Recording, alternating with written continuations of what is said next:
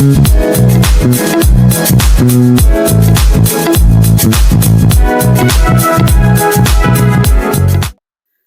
really interests me. You know, as kids or present, when you ask a child, Yes. what do you want to become in future? And you hear them say, today they say, I want to be a doctor. And then tomorrow you ask that same child, what do you want to be? And they say, I want to be an astronaut. Some will say, I want to be a mother, right? Or a father. And then we smile at them, we encourage them to dream those dreams. But suddenly when you become an adult, that is taken away from you. You have to choose one path, stick to it forever. I think it's unfair because as kids, you're allowed to dream all those many dreams. But adulthood, society will take that away from you. Be that one thing and stick to it. Why can't we dream all these dreams, have them, and bring them to life? Why can't we do all these many things that we wish or we want to do? Yeah. So I think it's quite unfair that as kids, we want to be all these things. They smile at us, they encourage us and stuff. When you become an adult, choose one, stick by it. Because I can count like 5 things I wanted to be since I was a child. Yeah. I can count like 5 different career paths and things I you want wanted to to explore, focus on. Enigma Woman. Hi people. Waiting they happen. And what things really they happen for this They happen. Today's conversation is one that touches the hearts of many professionals, many creatives and dreamers out there. So this popular saying that goes, jack of all trades, master of none. Do you know that's not the full saying? Yeah. So the full saying goes, jack of all trades, master of none, but oftentimes better than the master of one. So that changes the whole narrative, right? So today we are going to be exploring how people should not be boxed. Because a lot of people, they have different interests, they have different passions, they have things that they want to explore, things who they want to be, not just one person. They can be many things, anything you want to be in life. Yes. You can and on and on and on. I mean, we don't have to box ourselves. Yeah. I mean, that notion is deeply flawed. It's flawed in a way that when you hear that, oftentimes implies lack of focus or lack of depth. Society uses that notion, jack of all trades, master of none, to weaponize people who are multiversatile, who want to pursue different paths or career in life. They often frown at people who want to be many things, who are multiversatile, and you have to stick to one thing, you have to follow that thing. If not, you are lacking focus or you lack depth. They use it to weaponize it, to box people into pursuing, the things you want to pursue, the things that makes, because, okay, haven't you wondered why you want to try something and you begin to have doubts and you start thinking, you start, saying, what if society doesn't take me seriously for this path or this career I want to pursue? I think it's a flawed notion. I think it's something that is mostly used in a condescending manner. If you ask me. Most times. And that's the main, I think that's the main problem actually. So being confined. Yes. And being confined by the society, because that's how society sees it. And who is the society? We are the society. Me and you. Yeah. Individuals. So starting from the family that we come from, even our personal, you see, when people are in families and they want to explore things, they want to explore with their careers. And because of the, for being responsible, being stable, people frown on it. Especially parents. Like when it comes to family, especially parents. Parents will tell you, oh, you have to be a doctor. Yeah, you have to, and you cannot be a doctor. Leave music and be a doctor so you can be stable. Like focus on one thing. I mean, it's very good that we should focus because sometimes being a jack of all trades can somehow like put you off that you don't even know what you're doing anymore. Because if you're not able to manage it well or navigate it properly, it's very possible that you end up being the master of none and not succeeding in it also. Yeah, That's very possible. And I think that's why society frown at it most times. Yes, but I think in that light, I would say if you want to be one thing, it's not bad. But if you have that flair for trying out new things, that should also be encouraged. Yes. Because you want to try out new things. Let me tell you something. Embracing our versatility brings about innovation, brings about adaptability, and brings about resilience. Because I think in all these things, society is multidimensional, and so are we. We as humans, we are built to adapt to different situations. And in that power, we can harness those different talents we have to live to our fullest potential. I don't think that you can be one thing. And even if you decide to be one thing, and it's not fine, wrong. yes. Don't get us wrong. It's not bad to be one thing. But if you want to explore other sides of yours, that is also good. Take, for instance, the cube analogy. A cube has multiple sides, different sides. So you have to choose, okay, I want to explore this side. I want to tap into my talent or harness this side of mine. And then you go all out with courage and do that, because that's how you are truly living. And that's even where you get the freedom to live how you want to live, if you ask me. And, you know, it reminds me of this lady, Vicky James. You know, she has become so good in fashion. When she branched out into content creating, it became sort of a problem. You know, a lot of backlash, a lot of naysayers saying, focus on your fashion, or you're going to lose your talent, or waiting for side content creating. And she stayed true to herself, because at the end of the day, authenticity always wins. And now she's getting the recognition. She's showing us that she's multi-talented. Society often frowns at people who are multi-talented. They feel that you should be in that one lane and you should stick to it. And that brings about the fears. Why do you think they have that fear? Yeah, because a lot of people sometimes unconsciously or consciously put themselves in that box. And more importantly, or more like projecting. Yes. More importantly or more intensely is the one we put on ourselves. Sometimes we are consciously or unconsciously putting ourselves in a box. Because oftentimes we begin to ask ourselves question, if I'm trying this thing, will society take me serious in this? And you now say, what if I fail? And they now come and tell me, you should have stayed in your lane. Or if I'm trying all these things, what if I'm not so good at any of them and just, you know, kind of rolling stone gathers nothing? We need to ask ourselves that.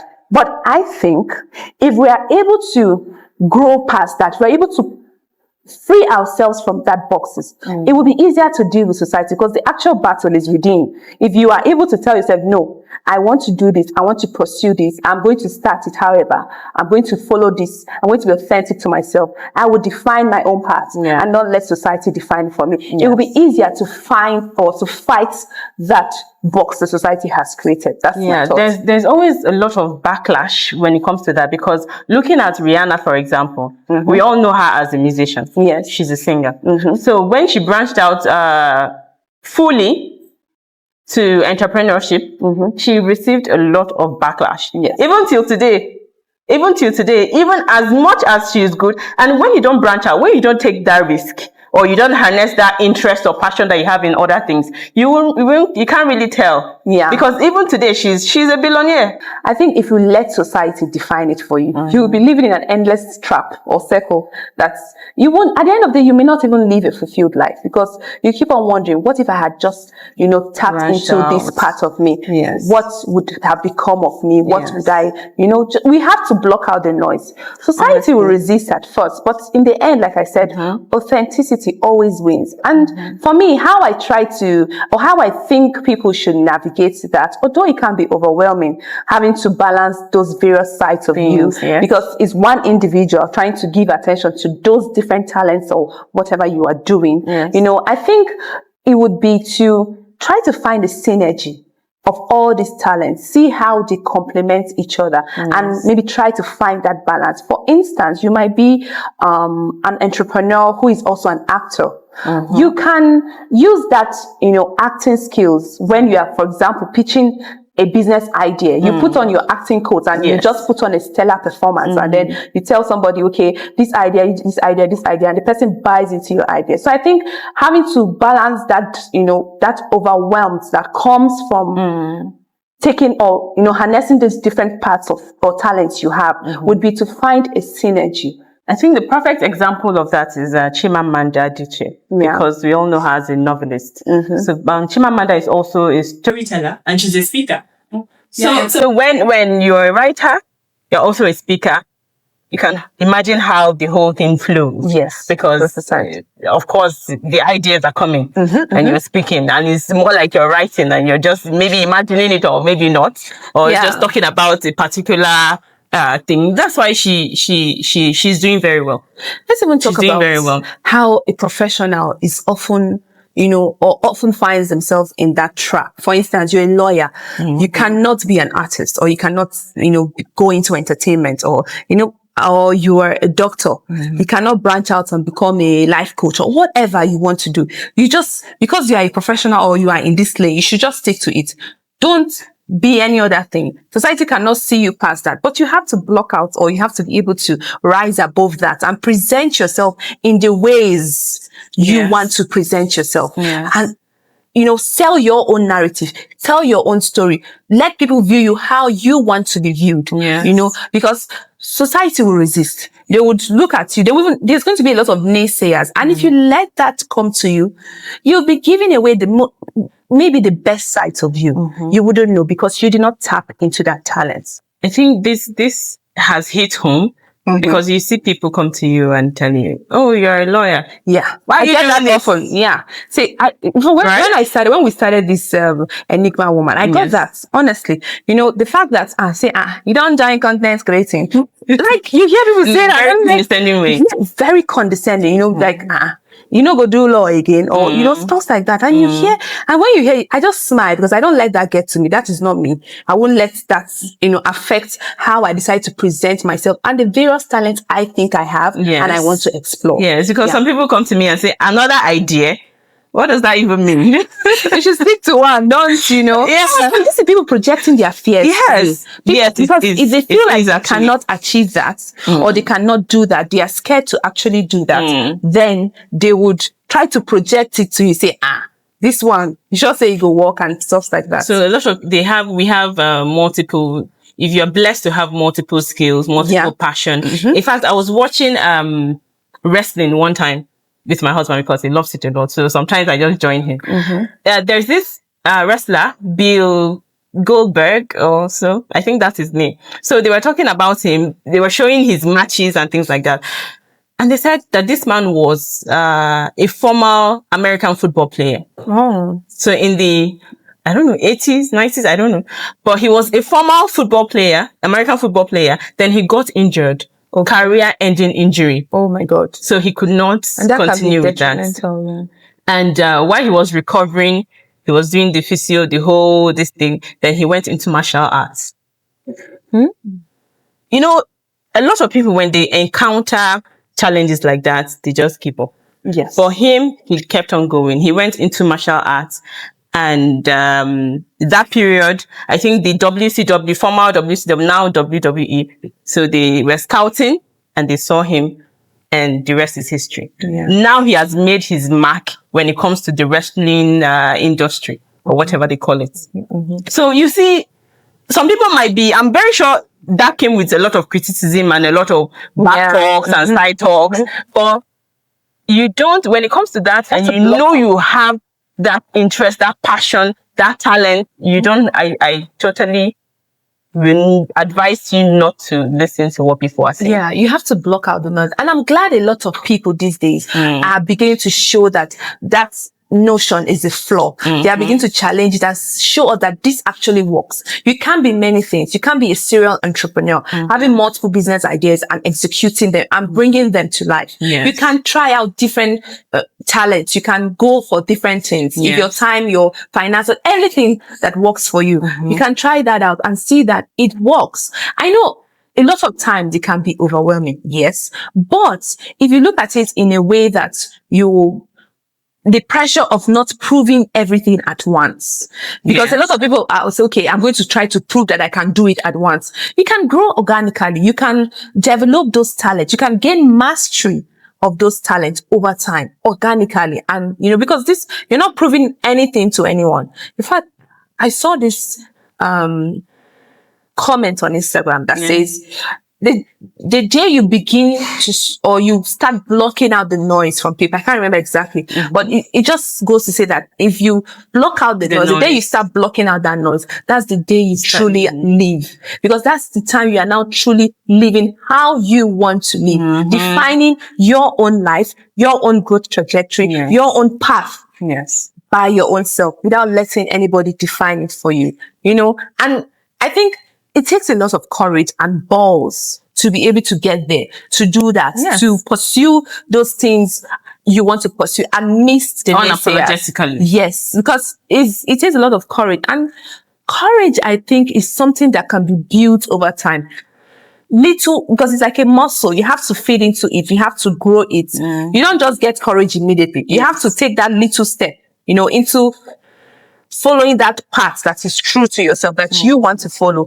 And before you know it, you'll pick up the pace and, show up as that thing you want to be. Yeah. People often think that if you fail at one thing, it means that you shouldn't try out another thing. No. I feel being a generalist is a superpower. Yes. Being a generalist is a superpower in terms that you are versatile. You are adaptable. Like when you know a lot of things on different places, different angles, different aspects, you can stand the test of time, to be honest. Resilience. Very resilient.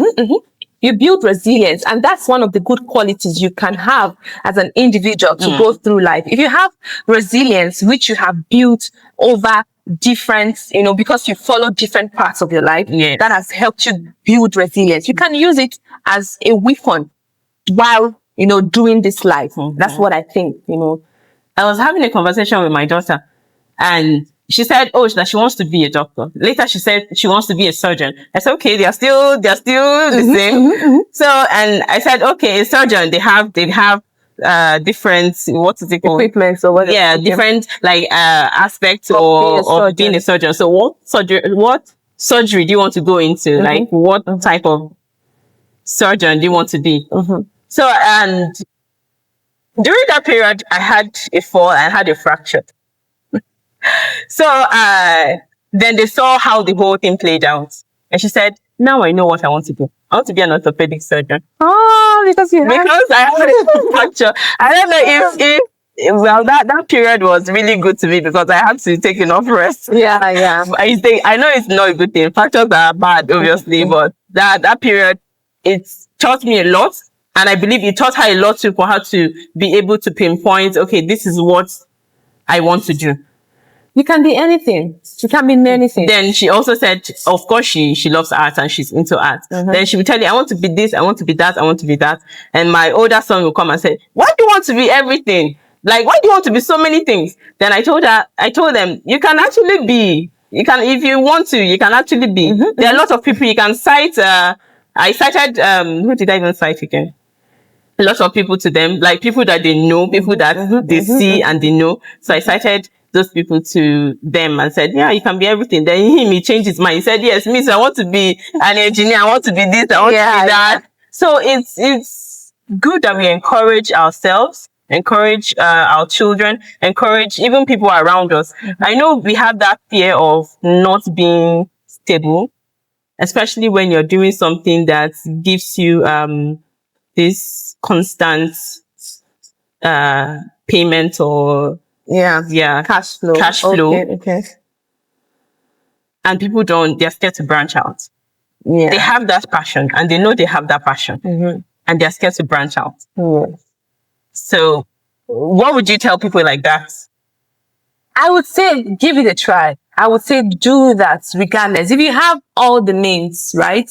And even if you have little means, give it a try because that might just be your best self. Yes. You will never know unless you try it out. Yes. You might even be living a more fulfilled life if you had tried it out. Yes. Because one thing I know I don't want to live for sure is live with regrets. Like, I wish I'd have done this or whatever. I want to do it and see how it comes. And doing it and failing does not mean you cannot still branch out into other things and do other things. You know, because like I said, people are often scared of failing. Yes.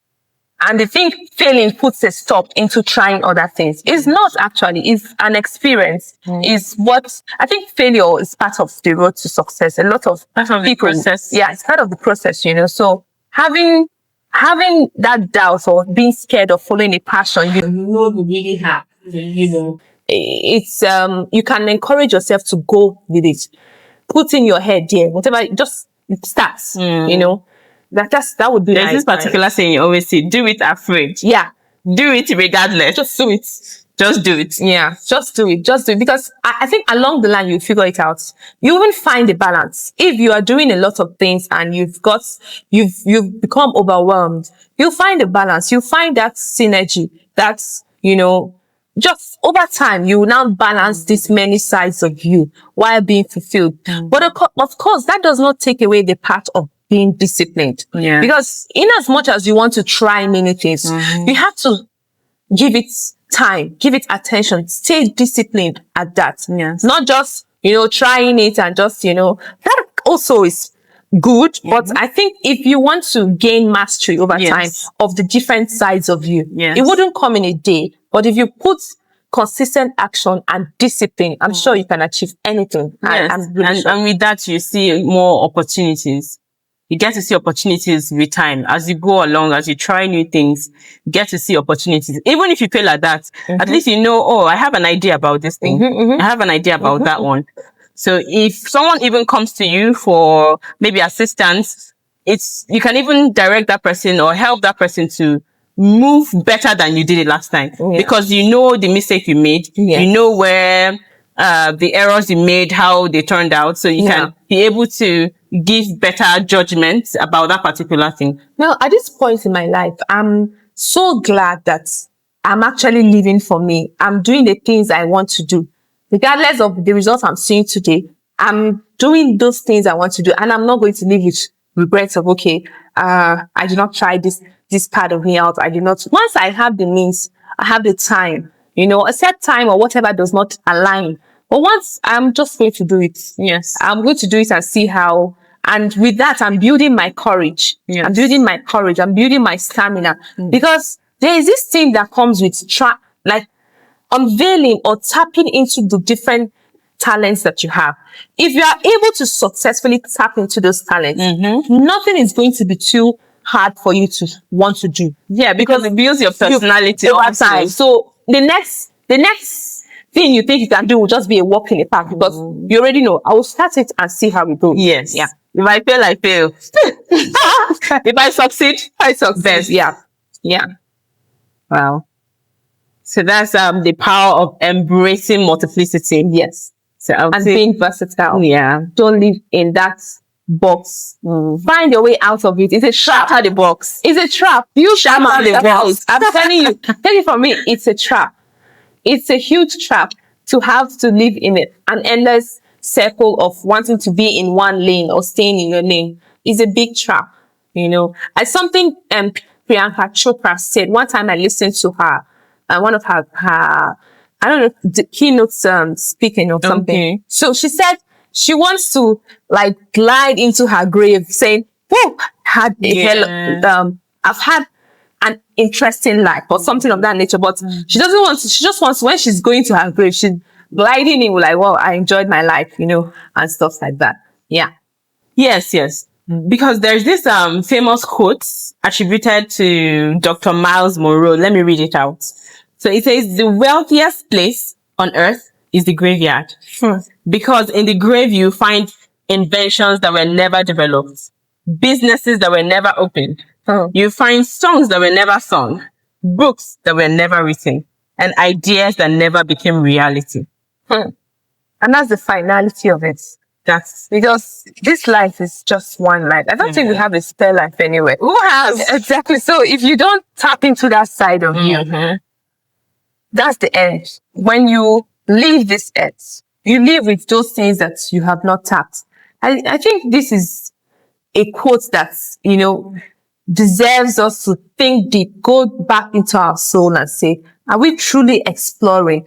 Have we truly exhausted the talents, God has given us? Have we truly tapped into that, that talent to realize our fullest, deepest potential? Because, for example, in the Bible, where I don't remember for the principle, I know that I think it's a parable where God gave people talent. And one came back with exactly, I gave you 5 or whatever. I just came up with exactly the number. Yes. And then the other ones multiplied it and, stuff like that. And the other one, I think, so, but the lesson from what you read now is that if we don't explore, if we don't truly tap into those various talents or sides of us that are deep within us, if we leave this earth, we are living with them untapped. Yes. Like you said, stories that were never told, songs that were never sung, business ideas that were never executed. And that I surely know that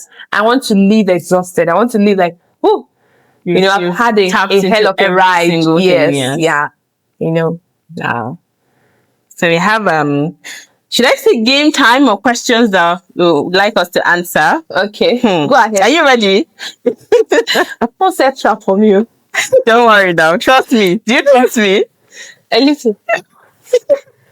Because I don't want to say something. I'm like, hey, where did you get that from? There are actually 3 questions, but they have segments like option A, B, C. They have children. Is this Who Wants to Be a Billionaire? I get some question. Right. So name 2 careers you love to try if money or time didn't matter. Oh, that's interesting.